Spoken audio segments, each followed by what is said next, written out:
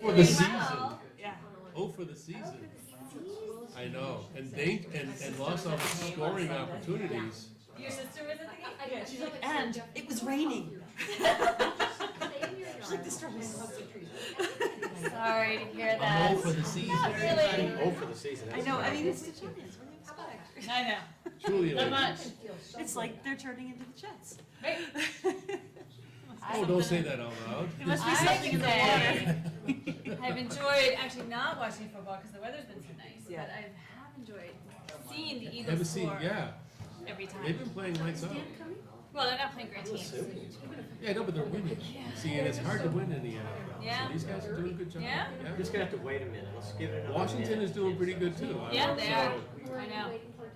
So we are going to do a little something for Channel 17 because coming up next week is community media. So we're gonna come to the front of the room and we're all gonna say, Happy Community Media Day from the Essex Junction Trustees. Do we have a sign that says that? The amazing Happy thing is I have Community a phone in my Media Day. Happy Community Media Yeah. from the Essex Junction Trustees. I will do my best, but I'm going to warn you at a meeting the other day. I said I'm Andrew Vermont from Housing Crowd. That is really funny. It's awesome. That was good. No, I couldn't believe it when, Oops, we keep turning them on. my fault, but, you know. I'll work on it. Okay, one more minute. Well, We're gonna yeah, have to I mean, start. luckily I'm so local, it doesn't really matter. Is he back? Yeah, he's back. Yeah, he's back. Yeah, well, it wasn't too bad. Okay, so let me It's see. always Is it easier starting to to be hand on out? We than can have to community media then. So we just do that now, give him time to get here. Do it now? Yeah. Okay. Are you okay with that if we do the thing now? Sure. Okay. Is that for the minutes? So folks, we're gonna delay starting the meeting for a moment because we have a special, here's Dan now. Oh, just in time. Dan is No, gonna this isn't join for the us up minutes. front. Are we gonna stand up? I think we You have wanted to, us in the right? front, right? Yep. Okay. Do we have to like We're gonna stand up and cheer? we're gonna wish everybody a happy community media day. Media. Oh, Not I'm gonna say medium. this. Yeah, not medium. Media From the day. Essex Junction Trustees. Okay. School pictures. Yes, okay. You can do a cheer. So you wanna do 1, 2, 3? How about you You tell us tell how us we're that. ready? I'll count down from 3. Great. Okay. 3, 2. Happy Community Media Day From the Essex Junction Trustees. Thank you. All right. Thank you, audience. Okay, we got that going for us. And now, I would like to say welcome to the Essex Junction Trustee Meeting. Please join us for the Pledge of Allegiance. I pledge Allegiance to the flag of the United States of America and to the republic for which it stands, one nation, under God, indivisible, with liberty and justice for all. Welcome, everybody, and if you haven't signed in, please do so. First order of business, agenda additions, subtractions. That's right, Al. Thanks. First Bin subtraction. So, Just, yeah. I would like to subtract me from the agenda, but that's not possible, so we're gonna add 4C. Lieutenant Ken Bolio is here from the Essex Police Department.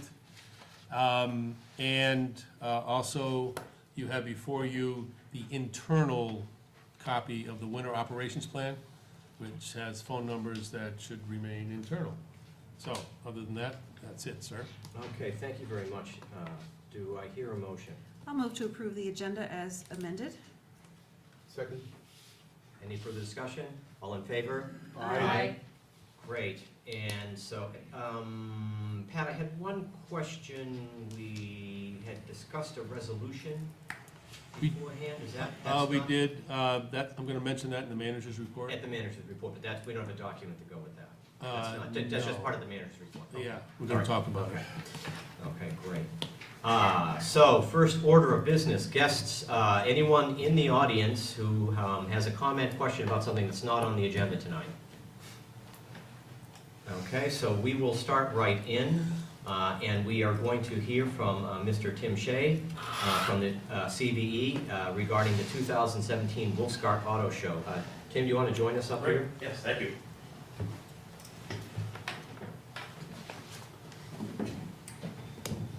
Great, well, I appreciate the opportunity to be here tonight. Again, Tim Shea, Executive Director of Champlain Valley Exposition, and I'm here, I think the topic was discussed at a meeting last month. And soon after, Pat and Robin reached out to me as far as to talk about the Wolfscart Show. And I have a memo I think that you received in advance here that we host every August or so. And last year, in 2016, there were some questions about the sounds that came out from the event. And we met, I think, in September of last year, and with Pat and Robin, and they said, they asked us what we could do to limit the sound that comes from the event here. And I addressed this in the memo. It's a few thousand people that are there for the weekend. We have a couple hundred that's camped out back on the Thursday, Friday, and Saturday nights. What we did this year, and I'm repeating what's in the memo, but we, worked with a promoter on the group. We increased the overnight security. We did obtain a sound waiver for the event, which we hadn't had before this year. And so we did have the, and I'm not sure if you received the sound report from the engineer, and it did stay within the parameters of the sound waiver, of the sound ordinance rather. So we monitored the sound. We added, one issue in 2016 was that, and feedback from Essex Police and our security was that in the camping area where it happens mostly at nighttime when the noise occurs in the evening hours, was that with the limited lighting in the camping area, it was hard to really manage the crowd. So we added some light towers this year, which helped out quite well. And then we had Essex Police have a more regular presence during the evening hours. They weren't stationed there, but in working with Chief LaRose, encouraged his folks to loop through as often as they could when they're passing through, which they do oftentimes to the fairgrounds anyways, and we appreciate that. And as I said, we had added private contracted security there 24/7. And I thought that this year went better than years previous. We hadn't received any calls. With our sound engineer there, we were within the parameter. And as you understand the parameter, the sound ordinance, it can peak for a period of time, but not more than the 5 minutes for a certain level or more than an hour, and we were within that. In fact, when you look at the report, some of the loudest noise occurred at 5 in the morning. And that could be the garbage trucks emptying the dumpsters in the shopping center next to us. You don't really know what the source of, because where the mic was positioned was not that far from the shopping center either. So you really don't know what the source. Like you say, at 5 o'clock in the morning, most of those folks were sound asleep at that point. That's not saying there weren't some spikes also at 10 or 11 o'clock or night either, but not for a period of time. So when, and Chris Sheikman did let me know that he was coming to the meeting in September, and I was the first I had heard that there were any issues because we hadn't heard from our report and our discussions. I didn't talk specifically with Chief LaRose after the event that something had occurred. Typically, if something occurs at our place, we hear about it pretty quickly. So the first we had heard that there was an issue was that conversation that Chris and I had back in September.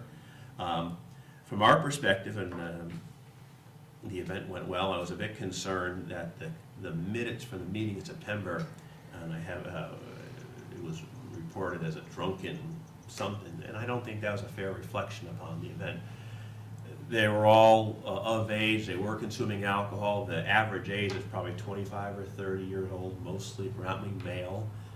They do have cars, they may rev an engine here or there, and I'm not justifying that sound doesn't come from them, but by no means was it an out of control thing. I think Essex Police, and I can't speak for them certainly, but I've talked to Chief LaRose since then, and I don't think it was an incident that they were concerned of public safety nor sound coming from the fairgrounds that had to be changed or controlled.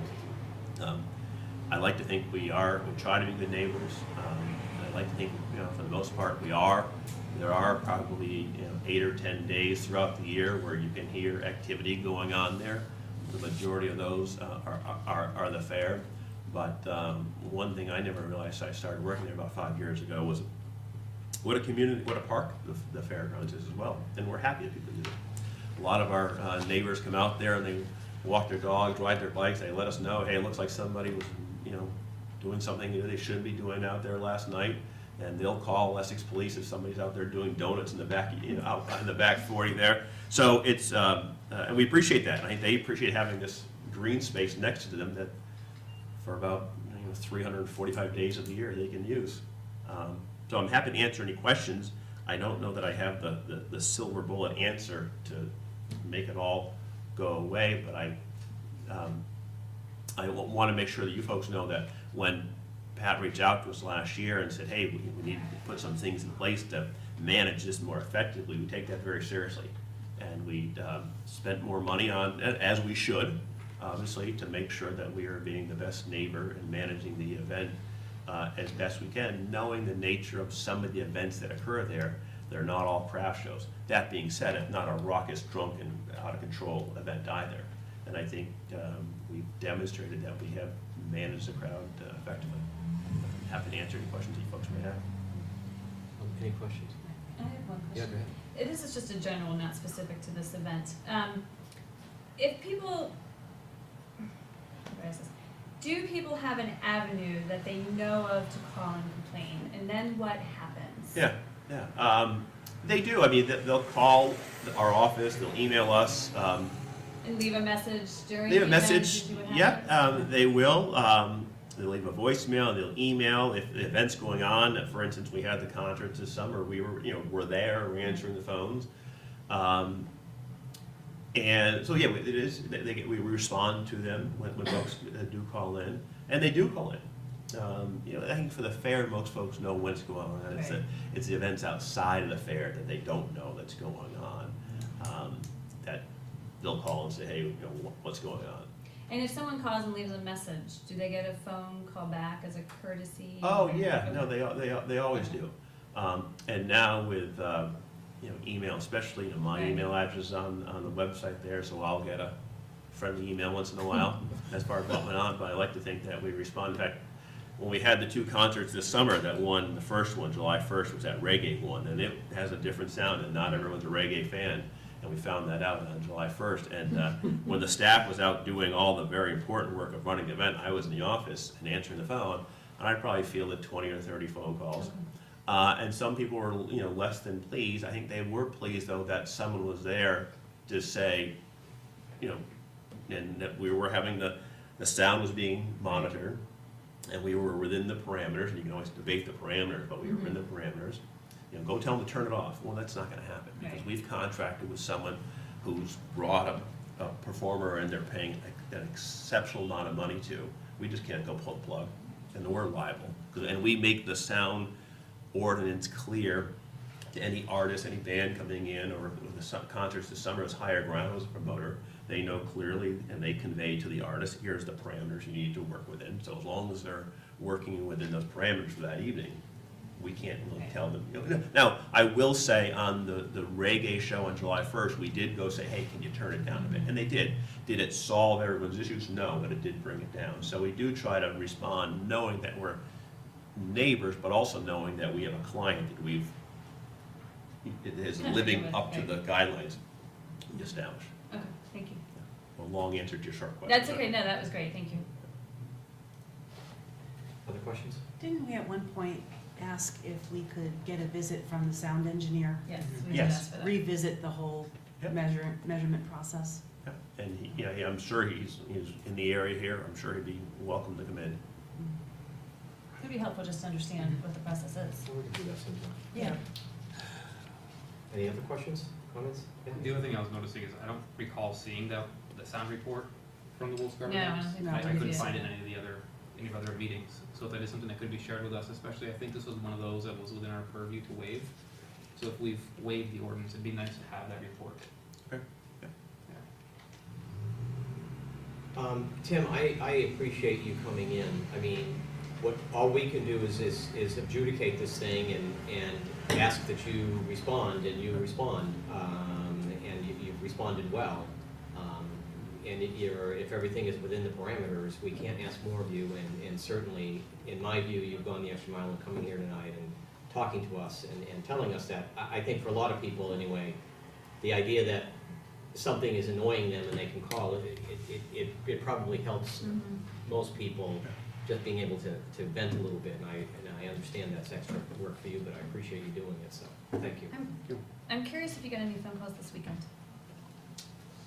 This past weekend, Saturday? or the Saturday before with the color run? No, just this past Saturday with the Wag It Forward.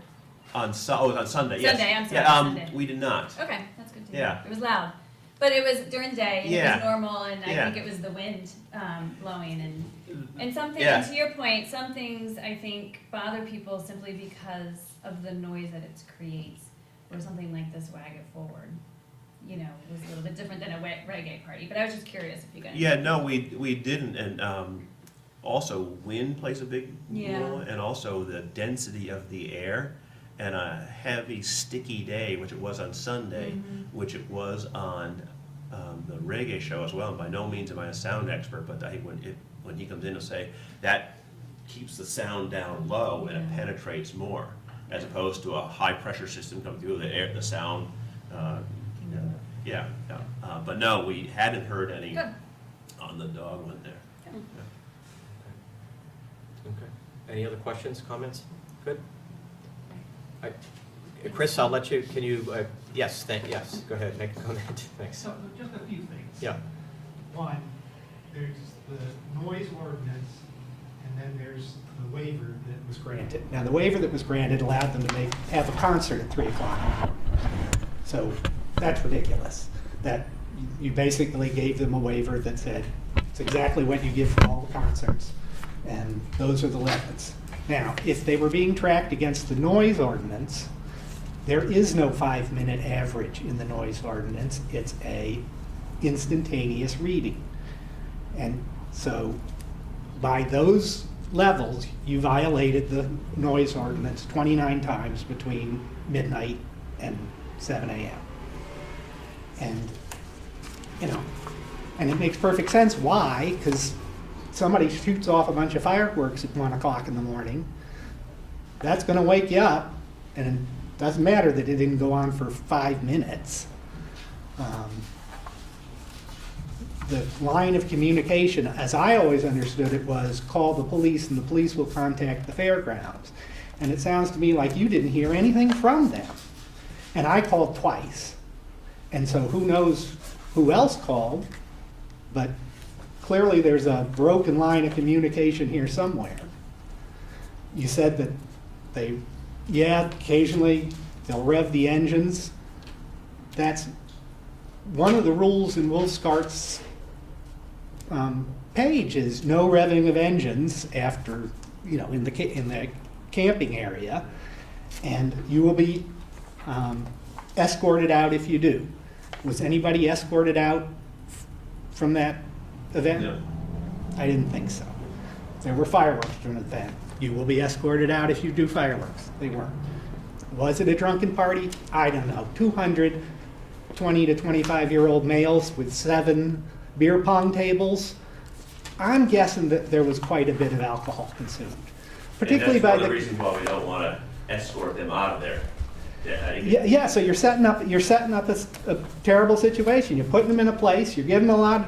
They're bringing in their own drink. They're going to get drunk, Chris. and they're going to make a lot of noise. I don't need to direct you, could you just direct your comments to us, because Oh, what we don't want okay. to do is have a dialogue. Okay, yeah. It's to us and not to, And I agree with Tim. They did a lot to try and do something. It was much more lighted down there, but it's just a formula that doesn't work. The following night was fine. Everybody was too tired to party. So if you could do that, that would work. The other thing you could do is put it at the other end of the fairgrounds, and then you wouldn't bother me. Now, I don't know who you would bother, but you wouldn't have me on your case. Thank you. Thank you. Thank you very much. Thank you. And thanks, Chris, for your comments, appreciate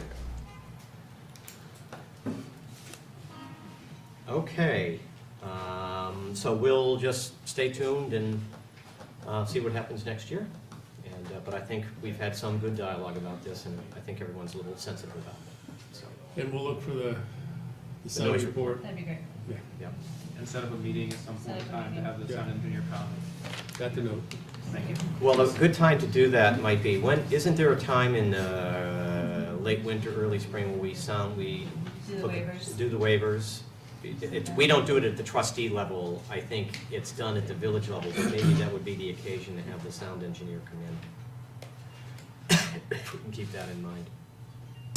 So next, we have Lieutenant Ken Below of the Essex Police, and regarding an incident at Maple Street Park and the multi-use path. Welcome, Lieutenant. Thank you. Appreciate you coming. Thank you for coming. And so we had a report, but we didn't really get too many details with the report, and I understand that you probably can't give us, it's still under investigation, but whatever you can tell us would be appreciated. Okay, first of all, my name is Ken Bollier. I'm a lieutenant of the Essex Police Department. I've been there for kind of on 28, 29 years or so. Regarding the incident at Maple Street Park, that incident is still currently under investigation. The information that came out on the rec department website is fairly accurate and is actually a pretty good message. I can tell you that thus far we've discovered that the initial complaint was made up. There was no weapon involved, and that there was really no risk to public safety on that one. Okay, so we're still trying to wrap up a few things. Some trespass trespass notices have been issued out to people involved in that, but we're still trying to tie up a few loose ends on that, so the investigation's still ongoing. Okay. Okay. This was two teenagers, underage? Okay. And around what time? Um, Like 5, 10? Later in the evening, Okay. or like, not quite like after park closed, but later in the evening. It was sort of time around when football was going on, so I would say somewhere between 5 and 8. Okay, thank you. Did it have something to do with the football practice, or was it just unrelated? So, sir. Okay. Okay. All right, appreciate that. And whatever we can know about this, and you can tell us, we might be able to do something, if there's anything we can do, or the recreation director can do after your investigation, that'd be helpful.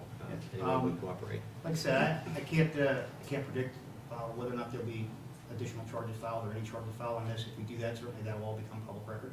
All right. Other than that, I would imagine that the department will interact with the rec department and let them know, because we do like to work closely with them when incidents do happen. Yeah, in the Essex Park. Sure. And I noticed here that we also have about the multi-use path, and I don't know. Well, I think that came up during our the joint meeting. Okay. We've had some neighbors complain. I walk it daily just because I walk the community. And I was just curious if there have been, like, the police have had complaints, if you patrol it at all, if you've seen anything. We haven't had a lot of complaints there, but I want to caveat that by saying that because of the way the system works and how you search for an address, it may be hard to compile all those complaints in one area because there's really no specific address. Right, for that okay. So a lot of them may be, filed by the complainant's address. And Okay. for the most part, I can tell you that, we find some stolen bikes there or some abandoned bikes there. We've lost a couple of bikes out of there, but there hasn't been, to my knowledge, any crimes of violence. There hasn't been any big, been no drug arrests there that I can think of. I think we have picked up some needles in and around that area, but that's been a problem in that general area Yes. for quite some time, and we're doing our best. The patrol officers are well aware that that's an area that they want to keep an eye on, and we do make frequent patrols through there. We're probably not out on foot walking that, although on some of these nice warm nights, it is nice to take a walk. Right. It's a nice path. But, we are on Central Street a lot. We've had some issues on Central Street, which is right next to that. But are you gonna eventually find somebody sitting on that, sitting in the weeds back there having a beer? Pretty likely at some point that Right. might happen. Which we were before. Yeah, but we'll go for it. Our response to that is gonna be what our response is. We're gonna check on that individual, make sure there's no criminal wants for him or anything like that, and try to move them along. We don't want them bringing them in the public area, or if they're drunk, we'll get them, to where they need to go, whether it's home or to detox or whatever. But there hasn't been any real big issues on that pathway, Okay. especially since the lighting's been there. Prior to that, the railroad tracks, they had some trespass issues and stuff, but I think that pathway's helped that a lot, quite honestly. Okay. Just curious from your experience with other areas, if you think there is anything we could do to prevent things from happening there? Is there more, you say the lighting's pretty good, do you think we need more? Is something for the retaining wall so people don't sit and hang out? Just curious if you have thoughts. Until there's, unless there's some sort of ordinance against loitering in an area like that, there's really not much we can really do. You know, if we keep up, you know, a pretty strong presence over there, if the complaints start increasing in that area, and we're going to show presence, then it's going to take care of it, because people don't want to be, you know, they just don't want to be approached by the police every time Right. they sit down and take a break. Then again, we have to be judicious about not just talking to somebody or pushing somebody along who sat down to take a break. Right. So, you know, it's kind of a fine balance, but I think, you know, for the most part, we just keep doing what we're doing until there's a need to change what we're doing. Okay, okay, thank you. Any other questions? Comments? Good. Thank you very much, Lieutenant. Appreciate it. Thanks for coming. Thank you, Ken. Okay, and so takes us to old business, and we have acceptance of the public infrastructure at Village Haven. Robin and Jim.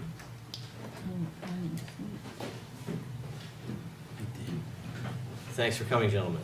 Thank you for having us. So we're going to acquire some more road yardage. Real estate. Some real estate, yes. Robin can give you a little more of the background of the type of development. Right. That was there, was a village neighborhood. Right. Yeah, it was the first Vermont neighborhood, Yes. and I just arrived, and the trustees were quite keen to have the first Vermont neighborhood. So it had particular criteria in terms of what prices the units would be sold at, or what prices that we rented at. If they were rented to have, it was an 80% median income for Chittenden County. So that was approved. It went through. It was a PRD, now called a PUD, Planned Unit Development. And as part of the approval, the village was to take over the road and the infrastructure from Certain portions, West yes. Street up to, basically up to the pump station. Right, and there was some design changes after the initial approval that led to looping into some neighborhoods for water systems, which is why it was in the municipality's interest to consider taking that over. Okay. So, And the big issue, I guess, is it's a court, so that a truck needs to go down and then be able to turn around in the middle of it and then come back out again. It's not a throughway there, so there's Right. enough room for that to happen. and we have easements to get to the pumping station as well, and then easements through the development should there be a problem. So everything seems to be in order. There is one caveat with that, there is a valve that's not accessible. During construction, it was accessible, it's just probably system degradation, and, Public Works said it would be easy to take over, they'd be able to go in and do the work after the trustees approve it, or it's up to you whether you make that a condition of approval. Okay. Okay. What would you recommend with that? Should we make it a condition of the approval? I think they've waited long enough that if we can just take it over, it should be a relatively simple fix, Okay. according to the discussion with Rick. Any other questions? I just have one. What is the, I mean, I've been on the road. What is the mileage that we're taking over? A mile, half a mile? What is it, No, a mile? About a quarter, maybe. Quarter of a mile, little okay. more. It's really small. Okay, thanks. It's really small. I think I was on the planning commission when this application came through, and I remember there were a couple of redesigns of it, get the parties involved, there was some questions about things, but I thought there was an easement on the back part over your Cherokee for a fire truck, as I recall. Yes. There is something there, but that's not something that could be utilized for just general. No, it's locked. Yeah, it's locked, okay. It's the fire department have a key to get it. And that's where the water connects to the neighborhoods as well. Okay. And provides a secondary service. Okay. Some of the other changes were the force main ran through the development as opposed to West Street. You know, so again, just some semantics and how it was laid out, but in general, the concept remained the same. And part of the reason for not taking over the stormwater system was some of the complexity with it. The utilities are running the roads. Just out of curiosity, who's been paying for the snow, the residents pool their resources and plow it? It's a homeowners association. Okay. I don't know all of the details, but having been on the developer side, typically it's part of, they take it over as part of the operation. Right. Okay. Any other questions? Do I hear a motion? Make a motion that we authorize the municipal manager to complete transfer of Village Haven, Roscoe Court, Main Roadway, water distribution, sanitary sewer, and sewage pumping station over to the Village of Essex Junction for acceptance as municipal infrastructure. I'll second. Any further discussion, questions? All in favor? Aye. Negative? Unanimous. Thank you, gentlemen.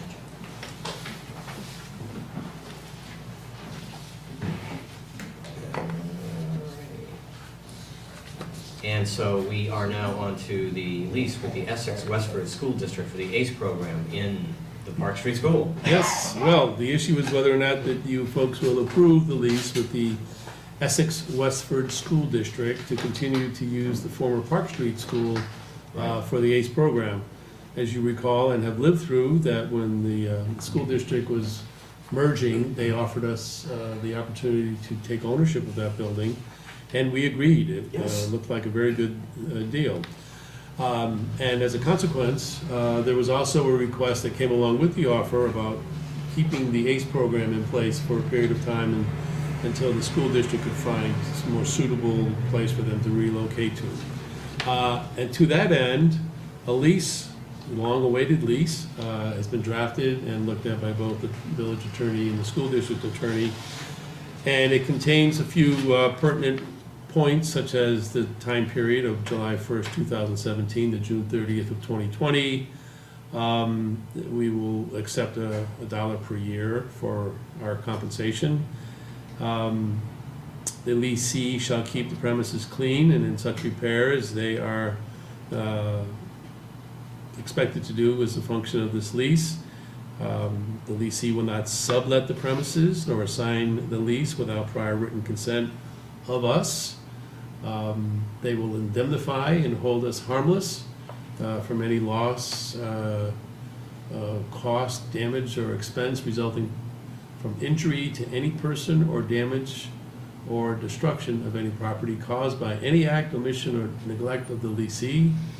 Blah, blah, blah. The leasee shall be responsible for closing windows, turning off lights, etc., but we are responsible for the maintenance.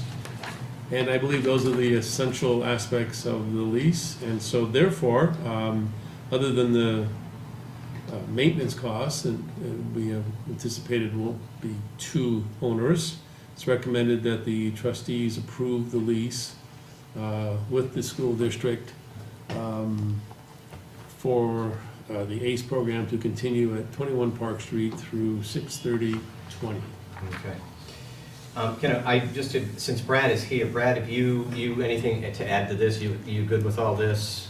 Yeah, the timeline aligns with what we've talked about, and Lauren and I met a while back and talked about breaking up some of those expenses. The rec department's taken on some, the village building maintenance fund, that might not quite be right, but is taking on some of the maintenance expenses. And hopefully they'll all transfer over to rec if rec were to occupy the whole building at some point. And the general fund is picking up a few non-budgeted items like electricity and gas and trash pickup, so you'll see those on the report. Okay. Long term, are we thinking about if they're serious about moving out in 2020, what else might be going in there? Any thoughts about that?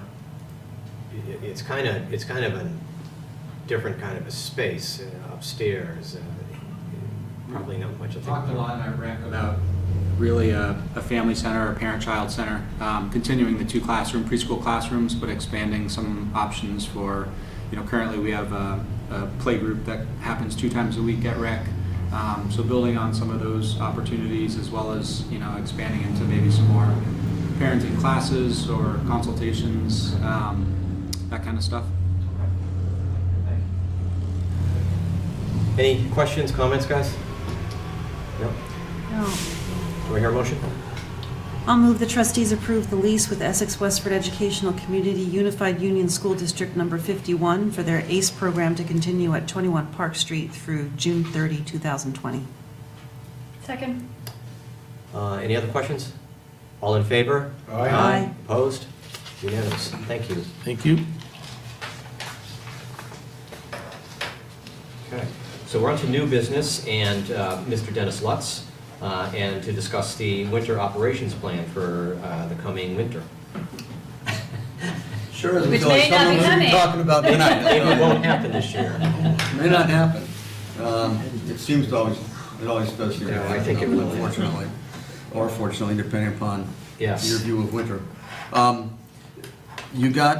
You were sent out early a copy of the public version, and then you've been handed out the internal version, which has all the information on radio call signs and phone numbers and things like that. We did put it on both the town and village website. We went to the select board last week, they approved it. As you can see from it, there's not many changes. I have given, the copy I've given to you is the same as the public one, meaning marked up in red with the changes, so you can see what they are. There aren't many.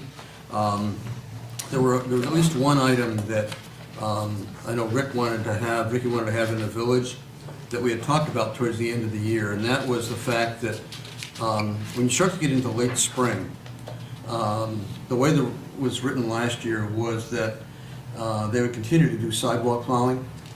And his concern was that there are some times in the late spring when it turns to mush, all you're really doing is tearing up a whole bunch of lawns, and you're really not doing anything that's very proactive at that point. So we added an item, it's on page V5, sidewalk clearing will be reduced and generally stopped in late spring when conditions indicate the sidewalks are usable and the sidewalk plows will do damage to private property and lawns. It's kind of a general statement, but it's an out. If someone were to say, well, why aren't you doing them? And there's a reason for it. Yeah, okay. And I think, you know, like my guys, the village guys, I'm doing it long enough, they'll know when the appropriate time is to put that in place. I know last year there was a question of trying to make both the numbers in terms of overtime materials look more like the towns in terms of quantities and usage and things, so we did that. The routes really haven't changed as far as the mapping goes. Obviously, if a road gets accepted like tonight, that would change in terms of adding it probably onto the list. Other than that, there aren't many changes in the village. There were a few in the town, but again, they were not substantive, more information. That way, we haven't really added anything in the town of consequence, other than the fact that the Carmichael Street area, Essex Center, is really, for all intents and purposes, a downtown area. Yeah. We don't have the sidewalk plows, we don't have the equipment to do that, and any type of schedule that will allow businesses to open on time. So we're contracting that out. It's fairly expensive, but we're doing that. So the sidewalk plowing up there, you know, in a lot of cases, it's from the front door of the business to the street. It's angled parking. It's the kind of thing that we don't have the people or the equipment to do it. So we've contracted that out. It's more expensive this year because we're expanding it a little bit. As that grows out, that's going to be a larger problem for us. And at some point, we're going to probably have to look at, you know, do we add another employee? Do we add more sidewalk plowing equipment? Or do we continue to contract it? Yeah. Right now, even though it's expensive, it's cheaper to contract it than to add the other employee in the sidewalk plow. At some time down the road, that may not be true. It depends how fast the town center built out. That's about it. And then I'm open for any questions that you have about the plan, and the request is that you approve it. When you do that, Chris has already retyped and taken out all the red typing and converted it over, and we'll pull the draft version that's been on the web pages since mid-September and put the final versions on both the town and village web page. So if people want it, we can refer them to it. We probably will not get you back a clean copy without the red markings. It's too expensive. Please That's don't. okay. We did it once. That's okay. They're fine. It's all right, we don't need that. We don't need that. I'd only suggest that one of the things, does this get advertised in Front Porch Forum, that this is available online?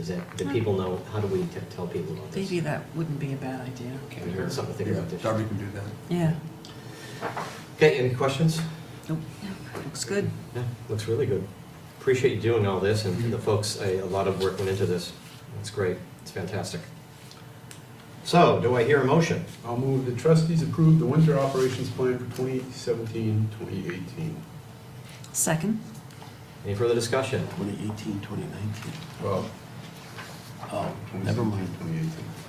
I think it's 2017, 2018. 17, 18, okay. Then we have a typo on the agenda, I'm sorry. That's okay. I think we got the motion right. The motion was right. So, any further discussion? All in favor? Aye. Opposed? Unanimous. Okay. Thank you very much, Dennis. Thank you. Thank you, Dennis. And now we are on to information on grants for stormwater improvement projects. And Dennis? Yeah, when I talked with Pat about this, one of the intents was to put this basically on the consent agenda, but we thought it would be worthwhile to bring it forward for a couple reasons. One, because of the meeting, the timing of the meetings, we tried to get a whole bunch of stuff on the agendas in between, and we obviously got ahead of ourselves. I think you already saw one memo that went back into August, basically, mea culpa, saying, although we don't have your approval, we're going to request grants. Now, all of a sudden, we turn around and we got both grants. Oh, congratulations. So that's great. And we met, Jim, Chelsea, Annie, and myself met, and we decided there's so many grants right now floating around for stormwater and availability of funds. Obviously, the legislature is trying to do as much as they can, and the agencies are to try to kick out as much money as they can early to basically show EPA that Vermont is on track in terms of trying to clean up the lake. Right.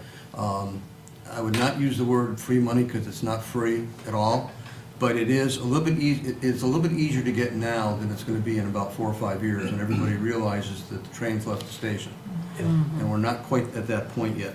So what we did is the one grant we got, we haven't gotten our MS4 permit yet. That's scheduled to come out in late December, early January. They're late on that. I don't know if they're going to make that time frame, but they've told us that's what they're shooting for. We'll then have a period to reply to that, to do a notification of intent of how we're going to meet what's in that permit. But essentially, it takes everything that we've done so far and says, keep doing that. We did a flow restoration plan for the 2 impaired waterways. It's going to say, keep doing that. And then it's going to say, oh, by the way, do phosphorus. And so that's the next big jump. We kind of have a feel from meetings with the state what that jump is going to be. But we haven't got the permit yet to tell us exactly what's required. But one of the grants we put in for was a grant, both of these are through the Transportation Agency, which for us is a better source because those are 80-20 grants. A lot of the agency and natural resources are 50-50. I'd rather get an 80-20 if we can do that. So the first one was to basically do a phosphorus control plan, like we did the flow restoration plan. Right. Do a phosphorus control plan, taking some of the stuff out of the flow restoration plan. Now, which projects weren't we going to build under that plan, but might have the capability to move phosphorus? Part of it's going to be the back roads, which the village doesn't have. Part of it is going to be some of the better roads portion, though, the outfalls from catch basins, which we do have. So that's a...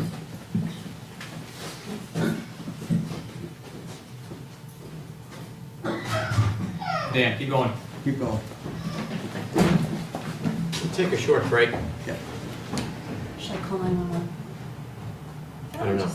Was he just drinking? He just had some Took a water. sip wrong. Get Yeah, water. that's what I think. Went down Yeah. the wrong throat. I think so. Did he fall?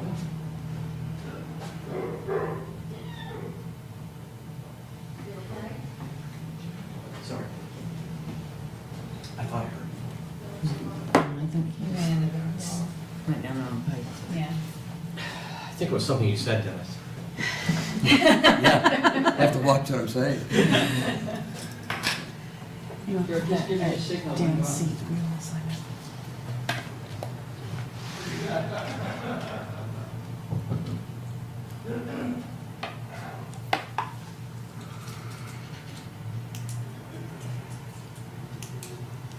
Oh, I know that feeling. I've certainly done that. And it never happens at a good time. No, Terrible. no. Can't say I've ever done it on TV, though. No. He'll be famous. You try to picture it back there, like what type, all these different pipes. No, back there. how did you? How did that happen? It's like when you play How did I do pin. that? Was it pinball? Like we're. It seems Yeah. like a poorly, it's talking about stormwater and drainage, it seems like a poorly designed system. Well, a long time we were at a meeting, and I didn't realize Pat was allergic to nuts, and we baked cookies before Christmas, and he took one bite of the nut, and then all of a sudden, it was like, gone. Oh, my God. Yeah, so it doesn't help to poison your boss. Yeah. But you're still here, so. Note to self.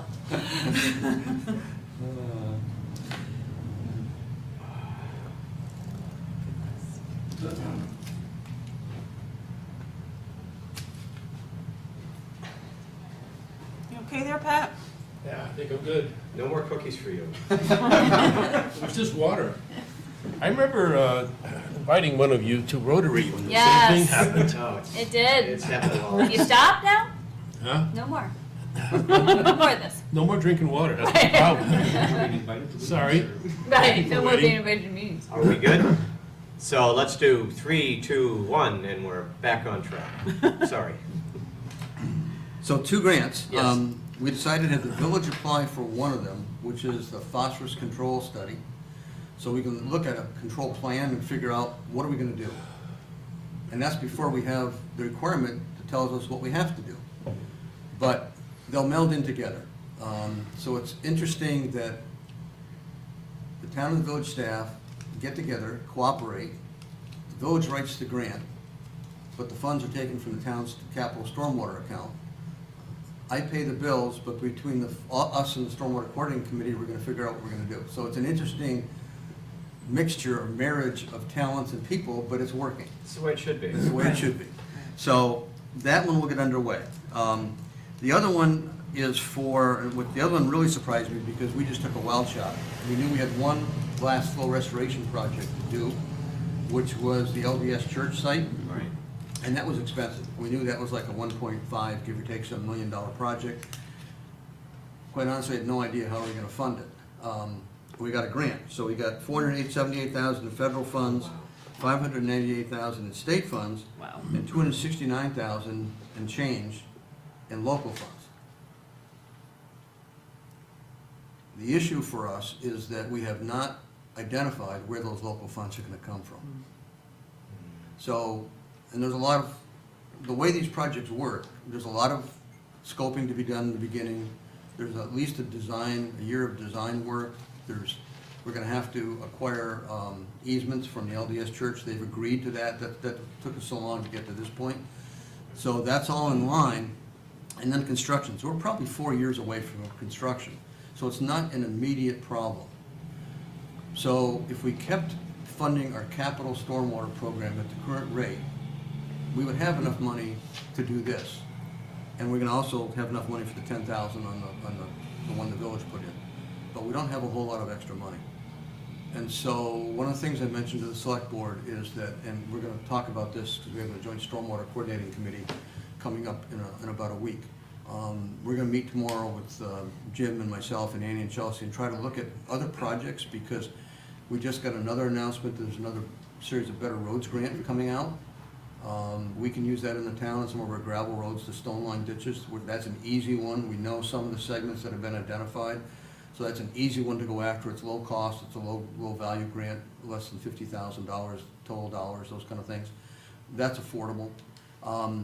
But then, do we want to start to look at some of those phosphorus projects that we've talked about in the past? We could take some of our stormwater ponds that don't treat phosphorus and convert them. That's expensive.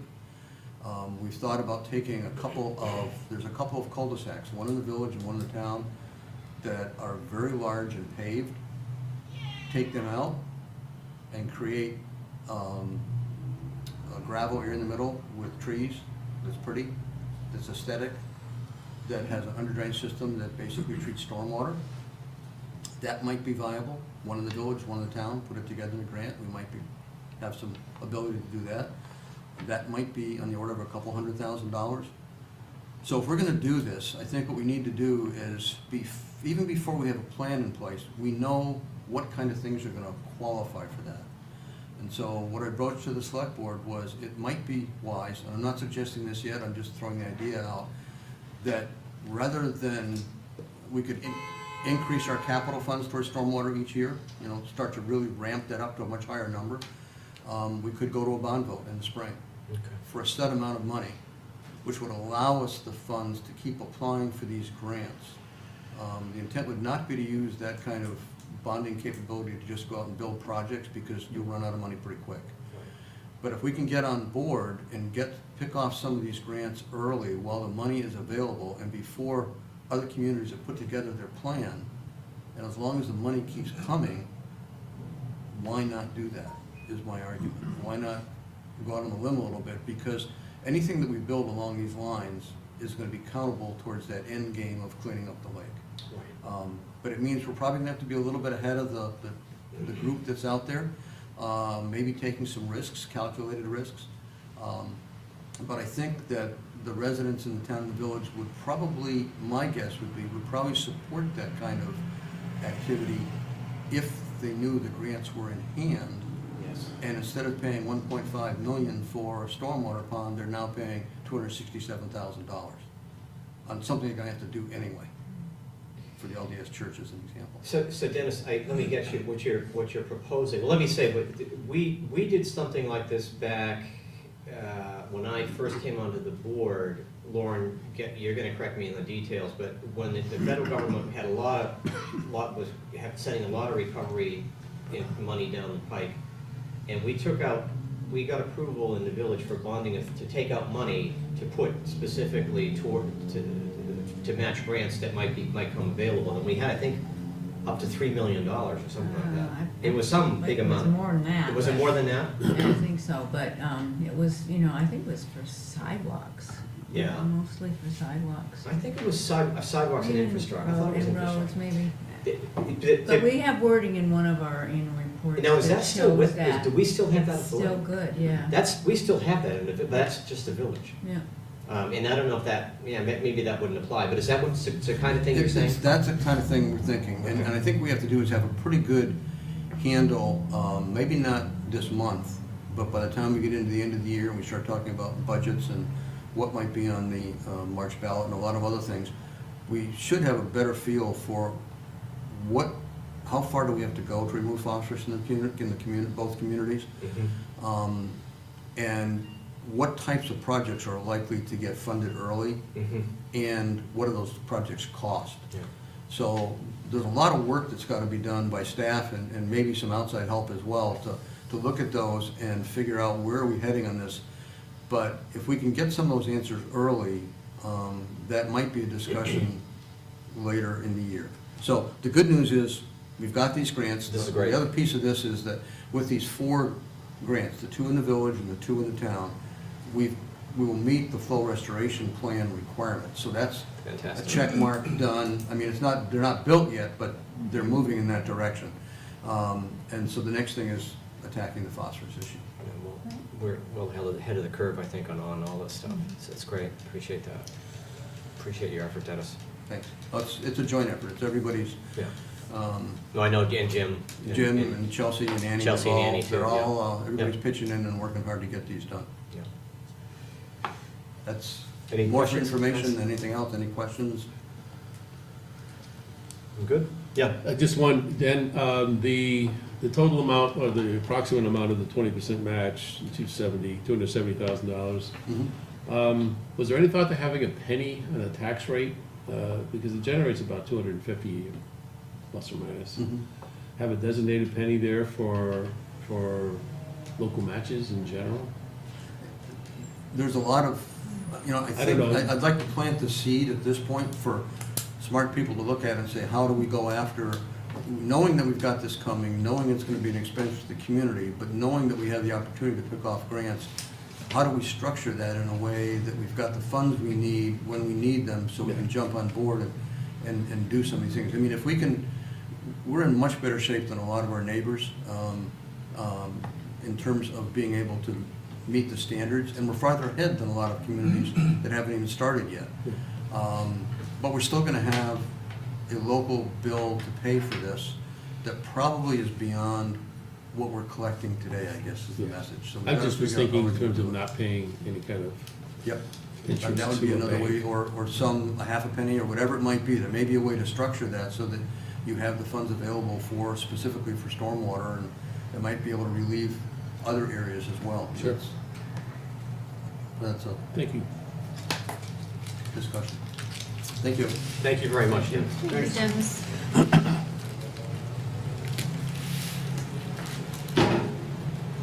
Okay, so next item of business is to discuss and set FYE 19 budget goals, and I guess I'm supposed to have some great insight into all this. I don't, other than to say, you know, It's budget time. even keel, so to speak. But I'll throw it open to any other thoughts that folks have. And maybe Lauren, do you have any specific questions for us in terms of guidance and what we should be thinking of at this point? It's a little early. The only thing I wonder about if we, if our manager recruitment effort is successful, how might funding for the manager's position be changed? But I don't think we're talking about a major budget adjustment there. I would say not major. Yeah. Probably. It'd be close to what it is right now or less. A little bit less. It depends upon, of course, Yeah. what the final offer would be, but I think we'd be safe for a year at the current level. I can't see any other big changes coming down the pike at this point. Anyone else? No. So the usual guidance as always is we want to try to at most keep it within the rate of inflation. I know how hard that, it's easy for me to say and hard to do, but Yeah, because the rate of inflation has been pretty low lately, and so it's. a little bit And above, we have our, the standard Costs go deviation up above. higher than the rate of Yeah. inflation. Our costs go up higher, like Yeah. our salary costs and. Yeah. higher. Generally speaking, the village is trending in the right direction, as we all know. I think in terms of the consolidation, things have been positive for us. I know that those costs have been shifting, been divided among those residents, those town residents within the village and town residents within the town, outside the village, et cetera. We have a But lot I of think residents. overall- But, generally speaking, I think that's what we've been doing. We just don't want to change the trend we've been pursuing the last week. Just one thing to give you a little bit of a heads up, I'm working with the chiefs, or actually I'm letting the chiefs work with each other to try to get alignment on some of the major areas of the fire departments. And one of those areas is gonna be on the salary structure, and organizational structure, and to bring them into alignment, you might see an increase more than you normally would in the fire salary line item or expense line item, depending upon how it shakes out. And it's just gonna be a difference of what gets paid for what, do we pay people for training? Do we not pay people for training? Are we supposed to? And we haven't been, so there might be a few little adjustments there, but nothing monumental, nothing that's gonna cause any major headaches, but would be a different discussion with the fire chief this year than perhaps in years past. Okay. But other than that, it should be pretty much what you're accustomed to seeing. I'm going to put in my annual recommendation and request for a communications director for the village and the town. I think this is the third, possibly the fourth year I've asked for us to have this in the budget. Okay. I really want us to talk about it and actually maybe come up with something. Well, Elaine, would that be, we're having joint meetings with the select board. Mhm. Is that an appropriate topic to discuss with them? Most likely, but if we're to, it sounds like something we might end up sharing. So we would have to find room in our budget for it. They would have to find room in theirs, so we should be talking about it ourselves. But I just think we have a really deep need for it. Do you see, or have you foreclosed on the option that there may be somebody currently working within the combined staff that could sort of be grouped into that? If we could explore that, yeah, I'd be happy to explore it, but I think what I have in mind, and I think in past conversations, we've had in mind somebody with specific qualifications Okay. and not part-time, and, so we have talked about it a little bit before. Oh, yes. Yeah, I know. I hear you. It's not, I know. Yeah, Dan has a question. Yeah, Dan? I'm just curious, I know you've brought it up before, and I'm just thinking back to my past career. You're talking basically a public information officer, the face of the community, basically, so that whoever from whatever department, whatever the issue may be, addressing media, putting out what the boards are, view on something. They're the go-between, they contact us, we interact with them, and they're our face to the media source. And they're typing it up and doing it digitally that way. They may be interviewed by the press or TV stations, radio, whatever. and I go see on. that, I see three roles for this person. Right. The person who handles the the public face of the community. Mhm. The person who handles the internal communications, or who at least works with all of the staff to communicate clearly amongst each other. Sharing that. And then the person who also helps us and the staff communicate with our residents. No, I think that's very valuable. So. Yeah. And there was also some recommendations in the document that Matt, Yes. I always forget his last name. Matt Leiniger. Leiniger Yep. did, which would be beneficial to And that look was at one this of them. process. And it was also a recommendation of the Essex Governance Group. Yeah. So, The Essex who group? Governance. The Ag Governance Group. Okay, Ag group. thank you.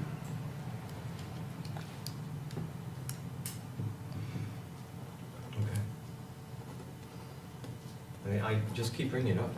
I don't know what we're supposed I'm to gonna do. keep ringing that bell. And someday we'll find the money for it. Okay. So any other thoughts about this particular agenda item? Well, one last thing, that I think being consistent, with Elaine's topic, I just think it's, one added thing is, it'd be much more consistent when you have that, one person, taking it all in, as opposed to getting, a different message depending on who you ask. Yes. And this will streamline the process and make it much more consistent, and Absolutely. I think that's very valuable.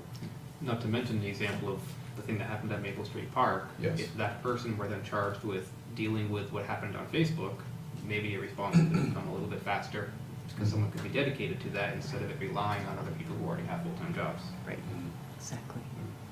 I just posed a question, is there enough communication work just in the village to employ a full-time person 40 hours a week? That's my concern, is that there might be if you have the town and the village, but for just the village, for us just to take this, create a full-time position, it's I think it'd hard to be, do.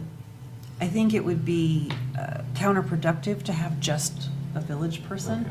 And also another responsibility of this position could be the websites of the village and the town, which desperately need work. Anything else? We good? Ready to move on? Okay, so we are on to the manager's report. Thank you. Now that I can talk again, it's the always popular meeting schedule. I believe there's a typo here. November 6th should be November 8th. We agreed on that.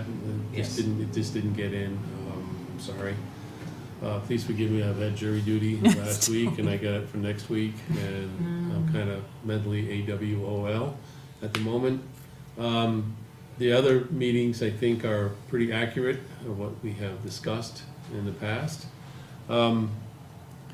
The topic that George mentioned, the Congregational Church has their sesquicentennial birthday this year, 150th. And I was approached by Tom James, who's very active in that church and as part of the birthday celebration, and asked whether or not we could, as a local government entity, participate in some way in helping to celebrate that. And he mentioned the word proclamation. Proclamation is something that the governor's office is going to be doing. So I would maybe shy away from something along those lines. But the event that's going to be the party's October the 20th, and we will not have another trustee meeting between now and then. So I was wondering if, one, you would feel okay with offering something to help them celebrate, and to say that, this is a group that has been active in the community, and they've been here longer than we've been here, actually, doing good things for the residents. of this part of the community. And staying away from anything that's religious, but staying secular in our appreciation for them as a community family member and willing to help out in community events such as, Memorial Day Parade and the pantry, et cetera, et cetera, et cetera. And would you be comfortable if George and I worked on something together, or since George is a much better writer? You guys can help too. I don't have Put something together that formal market on this. wouldn't really be approved by you until after the fact, unfortunately. Well, we just did one for the Little League. I mean, Yeah. Yeah. perfectly fine, I think. You okay with that? Yeah, Yeah. yeah. I think there was some concern about the separation of church and state. The proclamation for the governor I saw was completely non-denominational. It didn't allude to any religious, spiritual issues whatsoever. It just described the church's wonderful and amazing work it's done to, help marginalized people for the last 150 years, not just locally but globally. And it just honored that, and that was really all it was saying, and that's really what we would be saying. We wouldn't really get into that, and I figure if the governor of Vermont is comfortable with doing this, then we can probably do it too. Yeah, shouldn't be a I mean, problem. it's our community, Yeah. really, that they're. Yeah, so I think, and what we could do is we could sketch out some resolution, and Elaine isn't bad with the pen either, so I can shoot her the resolution and see what she thinks, and we can scoot it around and make sure we're all happy with it. Yeah. Is that good? Absolutely. Okay. And anything else with that? Well, my silence is that I want to just double check that what we'd be doing would not be in conflict with having a meeting to Right, discuss I mean- village business outside of. Yeah, if you guys want to write it and just send us a draft that this is what it is. I mean, Yeah, and we won't be meeting, we can Right. draft it, and then we can send it, and then Circulate. each person can just add or subtract, and then we circulate it back, and we won't be Yeah. actually meeting or discussing anything, Yeah, we'll just okay. be editing a Good. document. And then lastly, of course, is the budget and capital adoption schedule, and at the last meeting, I do believe we were talking about the week of December 18th as being your choice of the week for budget day with the trustees. Yeah. It's, I think, the same week, if I'm not mistaken, Lauren, that we met last year. Sounds about right. For much the same reason, is that we'd like to be ready with some fairly solid numbers. Does that Well, sound I right? mean, you're meeting on the 12th already, so we decided, because that's where we normally meet, but the meeting you're doing a joint We meeting. have a new that normal, week. we have a new normal. this year. So, and the first week is too early. Yes, It's too yes. early, so. Yeah. um, Yeah, it's when you're ready, it's Yeah. really more when they're ready. Just too early. So, yeah. So if that you're, would work. we'd be looking for some guidance either tonight or sometime to have that date solidified. okay. Any immediate conflicts, guys? I know I can't do Mondays. I think that's it. So this is an all-day thing? Yeah. Well, Yeah, pretty close to it. Well, we've done afternoons. We have, but now we have the rec department added in, so we Okay. have more.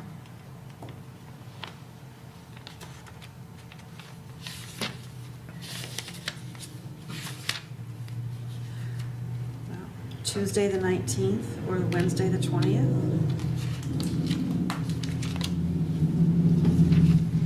I'm good either day. Dan, you have a preference? What's that? I'm good either day. Either day? Whatever, yeah. I'll work. What do you think, Lori? Sorry, I had my phone off, so. December 19th or 20th are just fine. You're fine? Mm-hmm. What do you want to do? How about Wednesday the 20th, change things up from Tuesdays? Wednesday, the 20th. Do the 20th? 20th? 20th it is. Break up the week for everybody. Okay, I Just the think we budget. pencil that in, and if something comes up, we might be able to change it, but why don't we do that? Is that good? That's good. Okay. Thank you very much. And that's it for the manager's report. Alrighty, thank you very much, Pat. Mhm. And thanks for doing jury duty, we appreciate Yeah. that too. You're more than welcome. We are now on to trustee comments and concerns in the reading file. Board member comments. I have a question. Go ahead. I read on Front Porch Forum today that the select board approved a revised code of ethics, and I was just curious what the change was, if you remember. Couldn't tell you right at this very moment what the changes were. I think there were some minor changes to it. We're reviewing many policies, and that was one of them. Conflict of interest was another one. Right now, I can't tell you what it is. Okay, just curious. We get Greg to the author of the changes to If, send us. if you wouldn't mind, I'm I just would curious love to to. know what the Sure. differences are. Thanks. That was my only question. That's good. Any other? I had something I wanted to, this is actually kind of significant. I had a conversation with the regional Amtrak director and 2 Amtrak engineers. We had a phone conference here with Greg Morgan and Robin Pierce involved. I was called over, and those 2 guys were here, and we had this phone conference with the folks down in Washington. They had come up and looked at the Amtrak station, and they have the money, and they were given the legal, not just the okay, but the sort of the command that they must upgrade, make this station ADA compliant. And this is going to happen next year, 2018. They have the resources and the engineer, they hired an engineering firm that came up and looked at it. And he came up with this very elaborate plan, which involves building, if you recall when we did this before, there's a raised platform that goes the entire length of the tracks from the station up to Main Street. That's going to be built. They're going to move some of the parking around. They're going to, I won't go into the details, there's a lot of detail. But anyway, they sent us this plan, and apparently when they did this, they didn't check, somehow the regional director didn't realize that they had come up here, done all this work, and didn't contact anyone in the village government, didn't speak to anybody. See that we spent 3 years doing exactly the same thing. They came, they saw, they came up with a plan, and they went back to Washington. And then they sent this up to us and said, would you like to talk to us about this plan? And that's the reason for the call. And I said, well, speaking of plans, and I sort of said, we've got this whole plan here for upgrading the station that involves a lot of the same, we anticipated a lot of the stuff that you guys would be doing, but we didn't think you were going to be doing it. And a lot of the stuff we're doing is to make it more ADA compliant.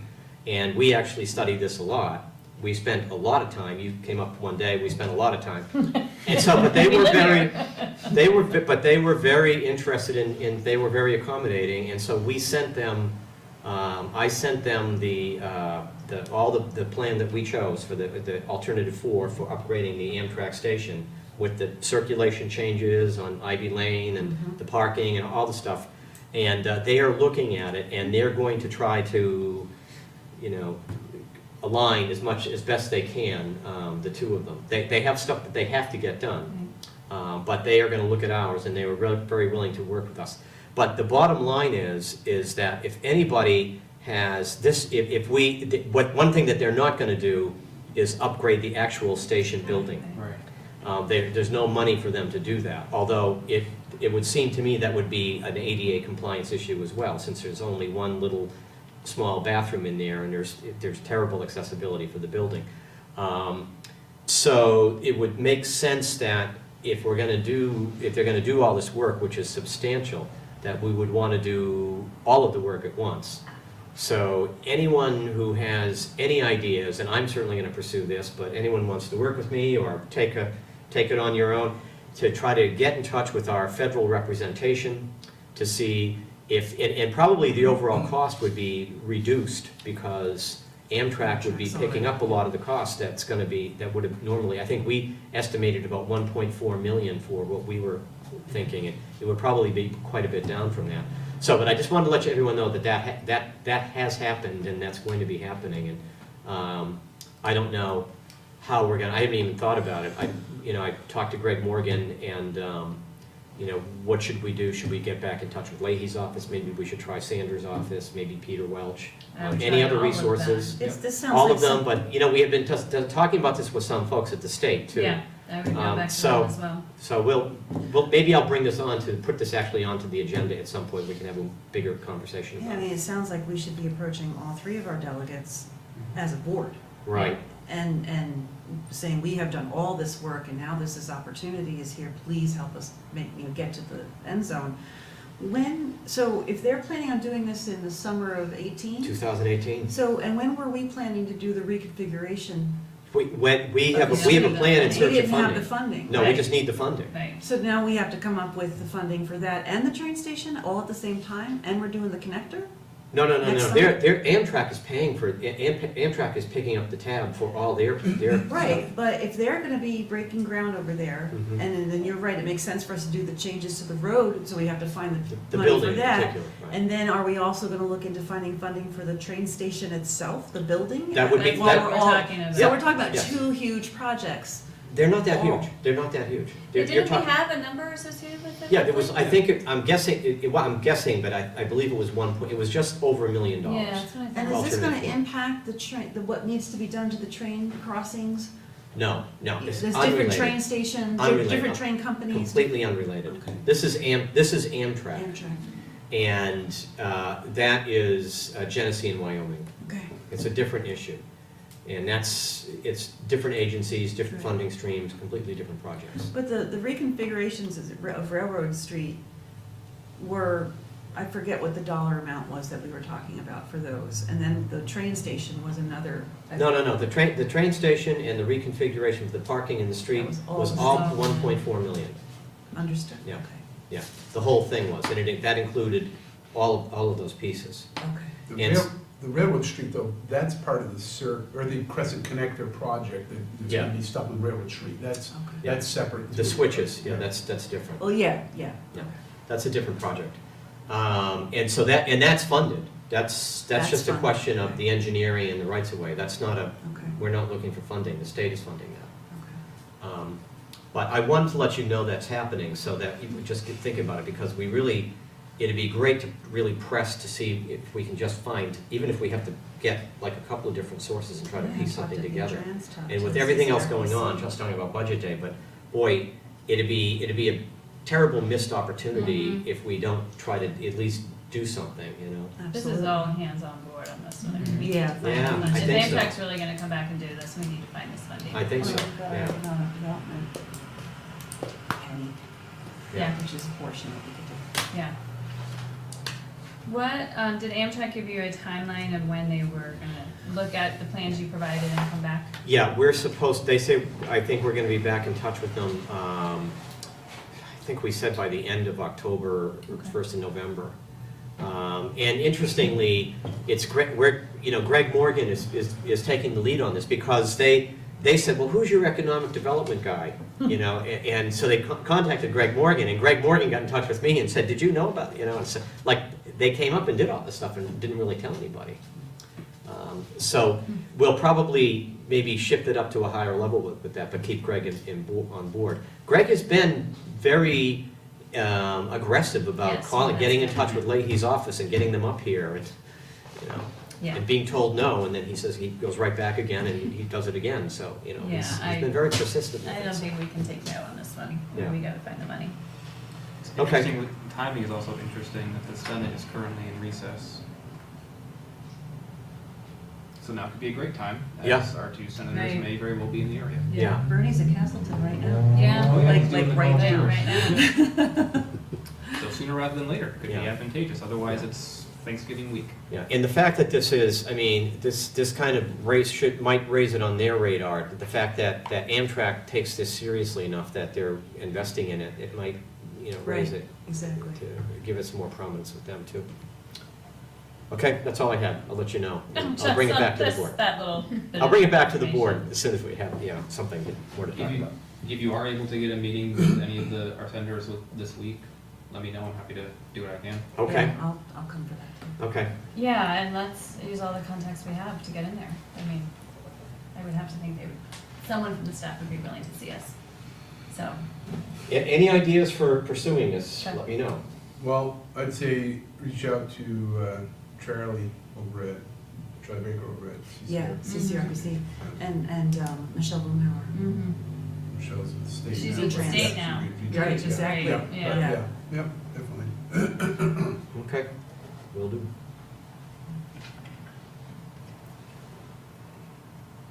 And that's that. Anyone else? All good? Pat, sorry. Yeah, on this Burlington International Oh, yeah. Airport, this noise compatibility program update. I brought this up with the select board and what they're asking for, and what we're hoping for is to not have me attend any more meetings. I haven't attended any, but I'm the contact person for this tech advisory committee because I met with the folks with George and Max and Deke, who was doing the work on the noise thing, and they needed a contact, and I was lowest on the totem pole at that meeting, so I was the contact person. But this is a person who's gonna be on their tech advisory committee. So the town, and I checked it today, I believe that the draft has gone out to seek somebody who would volunteer to represent us at this tech advisory committee. And I know one person who's not working, who represents the village and the town very nicely when given an opportunity. But you can't just handpick people, I would just have to go through some kind of a process. But Bob McEwing is pretty much familiar with what's going on with the airport, and, you know, he's been around a bit. At any rate, there's gonna be some kind of an interview process as the select board goes through. And since Essex Junction and Essex Town could possibly be represented by the same person, I was wondering what your thoughts might be. You want to piggyback on the ad that's going out? Do you want to have your own ad? Do you want your own person? Just looking for some guidance. Is this the group that this resolution from South Burlington is? No. Okay, that's what I'm confused. Totally different thing. This is Oh, this has nothing, this is all about the noise compatibility program update and the technical advisory committee that is the okay. outgrowth of that. Okay, And they're looking for a human, and if you go to the last paragraph, okay. they wanted me to notify I see. them whether I was gonna be interested, or that I was gonna go to some meeting in September 22nd, and obviously, I'm not, I can't. So, if you're willing to just sort of coattail along with the ad that's already been placed, but, And what ad has been placed? just asking if anybody who wants to volunteer for this committee to let the manager's office know. Oh, the select board has done that, okay.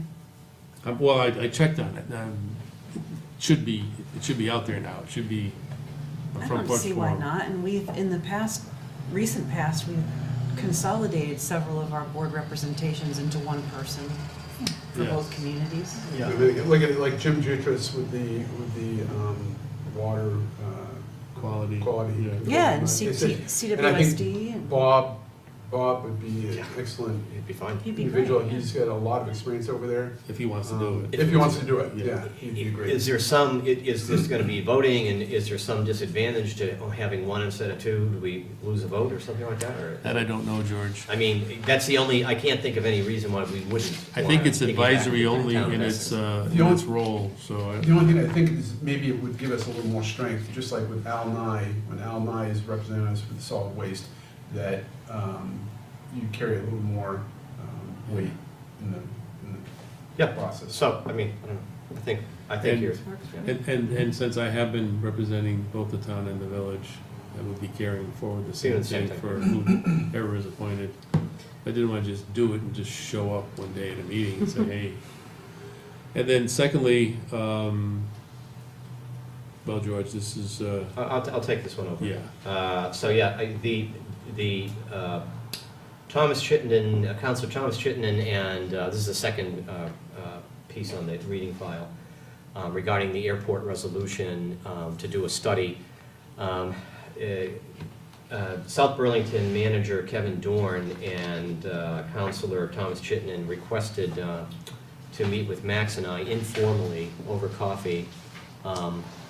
They came up with this resolution urging the city of Burlington to consider relinquishing control of the airport and authorizing a study to potentially look at having a regional airport authority or some kind of an entity like that running Burlington International Airport. Right now, as I guess you all know, the city of Burlington owns the airport, and it's in South Burlington, but city of Right. Anyway, we met with them, and Max was headed, we were both headed out of town, first of all. Second of all, Winooski endorsed the resolution. Colchester had rejected it, and it was before the Williston Board for consideration at that time, and they hadn't acted upon it. And, to be perfectly frank, I looked at it and Max looked at it, and we both came to the same conclusion, and I would invite all of you to do it as well. What stuck out here was that the city of Burlington has been pretty clear and firm all along, and in fact, Mayor Weinberger of Burlington wrote a letter to Winooski when they were considering this, saying they're quite firm, they don't want to relinquish control of the airport. They're not interested in doing this. So that, I interpreted that as like, this is really not something I want to thrust the trustees into. If we said we were going to put the resolution on our agenda, it would elevate this conversation, and it would probably put us in a different situation and potentially an adversarial situation with Burlington and/or South Burlington.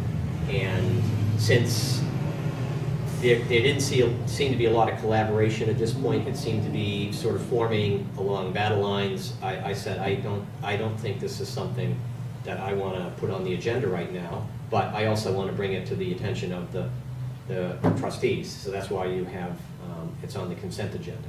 And I think you have a copy of the abbreviated form of the resolution. And Max had come to the same conclusion for the select board.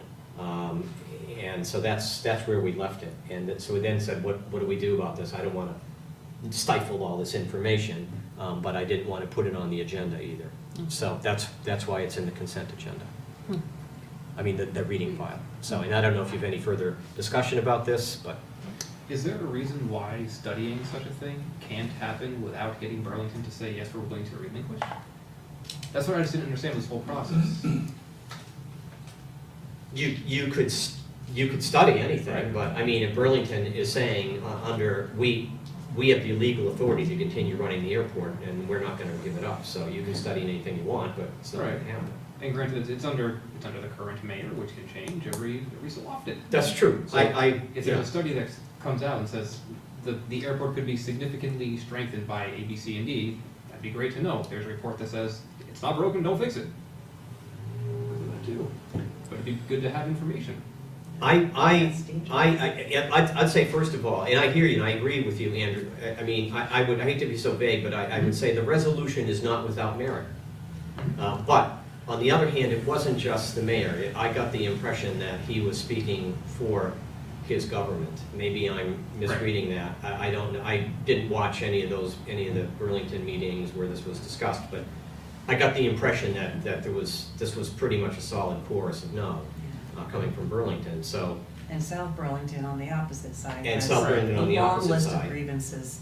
And then Winooski saying yes, but then Colchester and Williston saying no. So wasn't really sure where we wanted to jump into this. Yeah. The city of South Burlington has a representative on that airport board for governance purposes. And the city of Burlington didn't have to do that, but they did that. And that person probably could be outvoted 4-1 for sure on, changing the governance. But the talk of regionalizing municipal services for the benefit of the whole we started it. I mean, we started it with recreation. The ball was picked up a little bit with regional dispatch. So the airport and a regional economy, is a natural discussion point. But, as George has said, if Burlington invited us to participate in a study of their asset, that might be a different gig. But, Yeah, I mean, if they were on the fence about it, I mean, and again, this isn't for me to decide. This was my decision, they came to me and asked me to put this on the agenda, and I couldn't say I'm deciding on behalf of the Board of Trustees, I'm doing this because I don't have a right to do that. So I'm bringing it to your attention, but at that point, since then, I did not feel comfortable putting it on the agenda myself. It's probably the right call. I don't know. Personally, I think we have enough going, we do have a lot going on as it is, I'm trying to find a manager. And There's that some too. little- Yeah. Well, and if Something it bumps further. up against us, we'll know. I mean, if there's something that really is of import to us, it'll come up. And I would only say, if I could, to both, it seems to me the principal parties here are South Burlington and Burlington, and I would just say, they should try to maybe work this out, and then if they want to come to the suburbs and talk about it again, then would be happy to listen to it. just one more thing. Yeah. Just don't be surprised if you get some response via our economic development guru who has responded favorably that this would be a good idea and that we should, the Burlington city should entertain this study and should go forth with this governance. That came from Greg Morgan. It's So, difficult when there's mixed messages coming from different boards. Yeah. in an We need a advisory communication capacity. Yes, wouldn't it be great? The reason why I know a little bit about this, I was not invited to the meeting, nor should I have been, but the manager of South Burlington has been raising this issue with the managers of all the surrounding communities and pushing it. And for noble reasons, I mean, I'm not Right. trying to make a value judgment, I'm just saying that at that level, that was pushed by the manager, and that's why some of the other communities have already weighed in. And I was more passive about it and was waiting for direction from my two leaders as to whether or not to put it on an agenda for either entity.